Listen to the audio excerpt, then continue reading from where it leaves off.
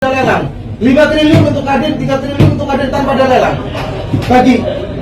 Selesai. Tampang 3 tersangka yang minta jatah proyek 5 triliun rupiah, Ketua Kadin Cilegon hingga Ketua HNSI Cilegon terancam 9 tahun penjara. 3 petinggi organisasi pengusaha di Kota Cilegon, Provinsi Banten, ditetapkan tersangka di kasus dugaan pemalakan proyek 5 triliun rupiah. Ketiga tersangka tersebut diantaranya yaitu Ketua Kadin Kota Cilegon Muhammad Salim, MS, Wakil Ketua Kadin Cilegon Ismatullah, IS, dan Ketua HNSI Cilegon Rufaji Jahuri, RJ. Mereka diduga melakukan pemalakan terhadap perwakilan PT Cina Chengda Engineering, kontraktor yang memenangkan proyek pembangunan di PT Chandra Asri Alkali, CAA, senilai 15 triliun rupiah. Di Reskrimum Polda Banten, Kombes Pol Dian Setiawan, mengatakan alasan ketiga pengusaha lokal di Kota Cilegon tersebut ditetapkan tersangka karena melakukan intimidasi dan mengancam untuk mendapatkan proyek.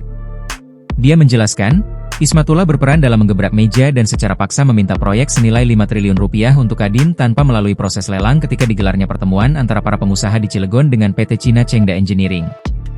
Ia, Ismatullah, juga berperan aktif dalam pertemuan dengan PT Total, subkontraktor dari PT Chengda, pada 14 April 2025, katanya.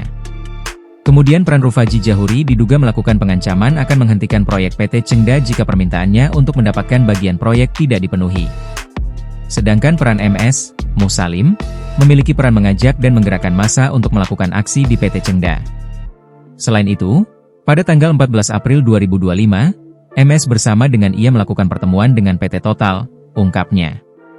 Dia mengatakan, usai ditetapkan tersangka ketiga pelaku dugaan pengaman dan intimidasi langsung dijebloskan ke dalam rumah tahanan, Rutan, Polda Banten. Atas perbuatannya para tersangka dijerat dengan pasal 335 KUHP dan pasal 368 KUHP dengan ancaman hukuman maksimal 9 tahun penjara, pungkasnya.